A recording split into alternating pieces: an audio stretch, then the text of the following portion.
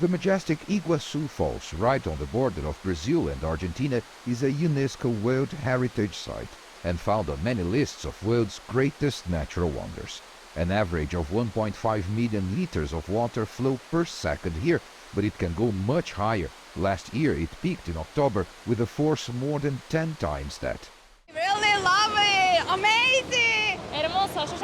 It's so beautiful. It's the second time I am coming. This time I brought my boyfriend with me, and it's wonderful. Here in the Iguaçu National Park, private companies are responsible for all the activities for tourists, while public institutions can focus on conservation, research, and environmental education. The park attracts close to 2 million visitors per year just on the Brazilian side. It's the second most visited national park in the country and can turn a good profit, but with many obligations attached. The company that holds the concession has to invest in the environmental recovery of the park. They have to invest not only to expand the possibilities for tourism, but also to provide funding for research. They will not carry out studies themselves, but they have to provide the funding and also invest in environmental education. For me, this seems to be the best model, because as public agents, we do not have means to be as dynamic as a private company when it comes to relating to the market and operating within the tourism industry. The Iguaçu basin waters are also responsible for turning the turbines of Brazil's largest hydroelectric plant, Itaipu.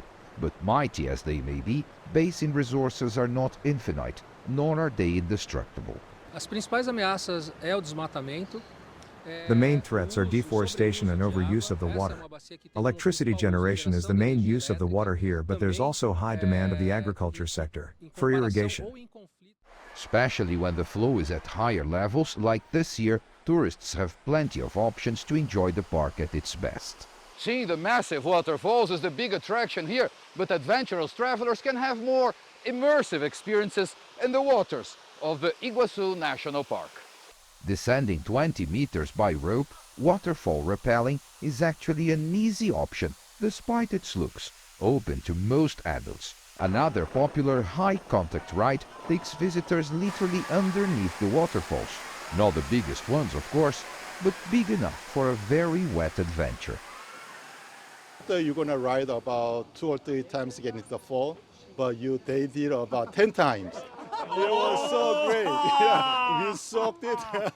We enjoyed it. Iguaçu Falls is a place where nature shows off all its glory, power and beauty. But it's up to humankind to be mindful of its conservation, so generations to come will continue to be awed in its presence. Paulo Cabral, CGTN, Foz do Iguaçu, Brazil.